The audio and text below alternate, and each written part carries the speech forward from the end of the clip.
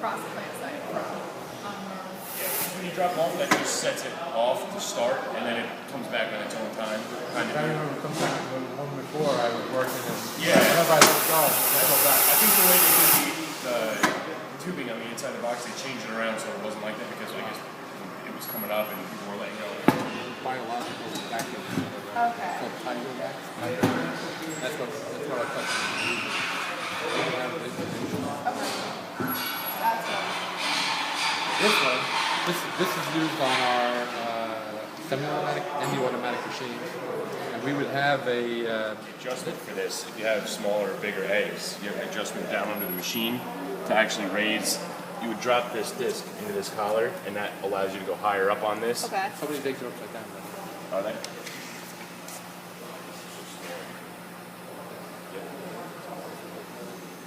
That's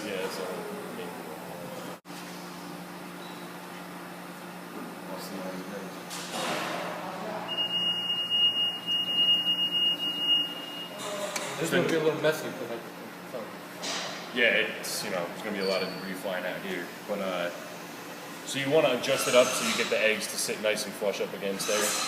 So you might. That's why I was saying before you have to tweak it a little bit and just sneak up on it until you get the right height. It should be about. So yeah, they're sitting all up there nice and tight to the plate. Nice and tight and pretty, yeah. No space around the edge. Knife, there's a knife enable switch on the side here, so you can turn off the knife by switching it down, and then that's how you can do your adjustments. Okay. So you're not cutting all the eggs, and you might not be high enough up. And you can, when you set up, if you get the same, if you get a small egg and you want 10 psi on that egg, on the small, you get the same on the bigger. a lot more forgiving.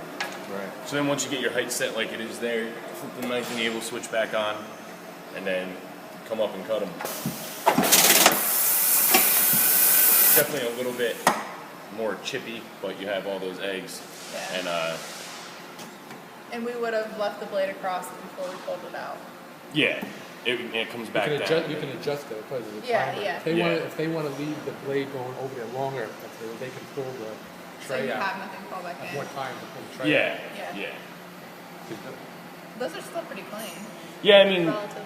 also I think the air might need to be set up a little more for the blast there maybe, but that usually... So you said the blades are 400. Yeah, everything on top here is 316 and 304 stainless steel, and then it's all coated.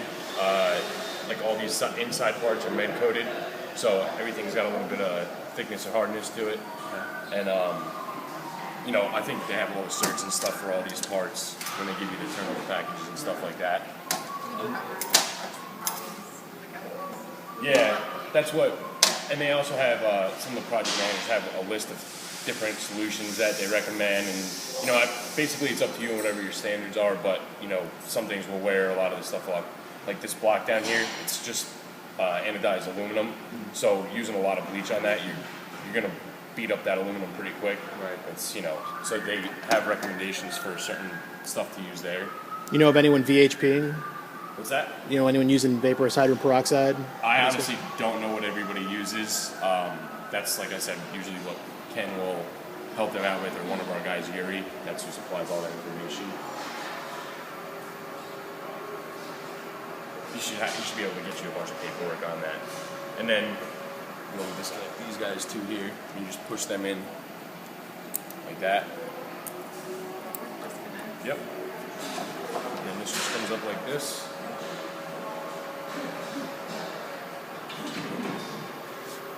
And then this can get disassembled too for cleaning.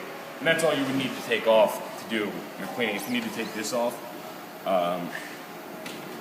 We probably would. We'd probably take that off and sterilize it. we have, this will slide out the front. No problem, right out Okay. the front there. Can't come out the back though.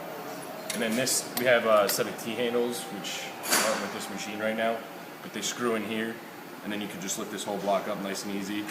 Because a lot of people were picking it up by this, and you just rip that rubber off sometimes. Yeah.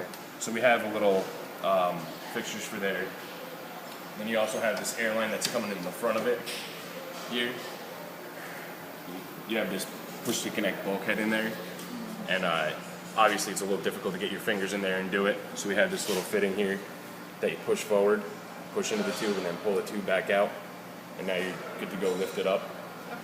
There's 4 locating pins on the plate below it that center it so you don't have to worry about if it's in the right spot or not.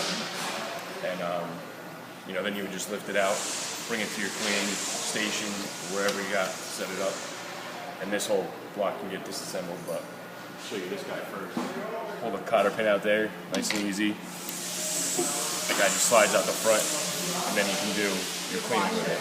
Yeah. Do whatever you need. As an assembly, or if you prefer to take it apart, you can, but I think everybody just leaves it as it is, cleans it out. And then these side plates here come off, so you can get in there and clean out any debris.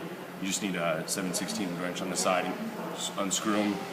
Pretty simple. And then You that's... take this off. You can take the actuator off. You can take this off too if you want. You would take this bolt off, not take this angle off. Okay. But you would just need a big adjustable wrench or the right size wrench.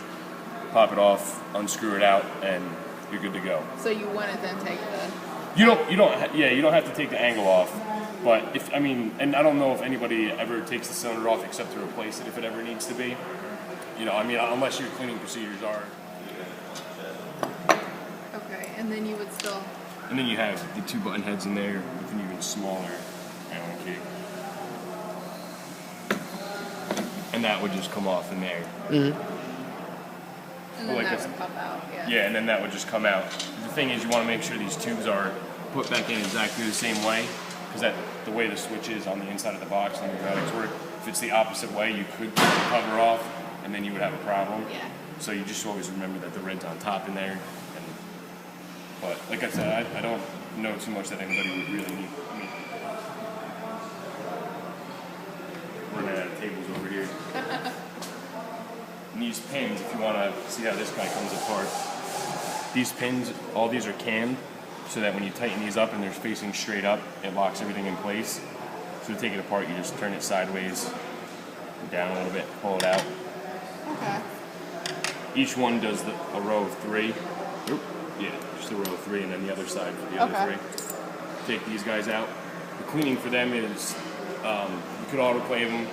You have some O-rings in here that will take wear and tear in the autoclave too, though. So you might be better off just using a solution. And then every time you take apart the block and go to put it back together, you take a little bit of Dow Corning grease that we will supply with the machine. Yeah, a little bit of that on here, and then put it back in. And you just gotta watch when you put it back in that these 2 dowel pins here Line up with the 2 notches on the collar. Otherwise, you won't have a good seal, and you'll be blowing air out of the side or something. And you won't get a good even lift. And that's really all there is to that. And like I said, for the block, they have solutions that they recommend for cleaning, because bleach will corrode that aluminum pretty quickly. And that's really all there is to it.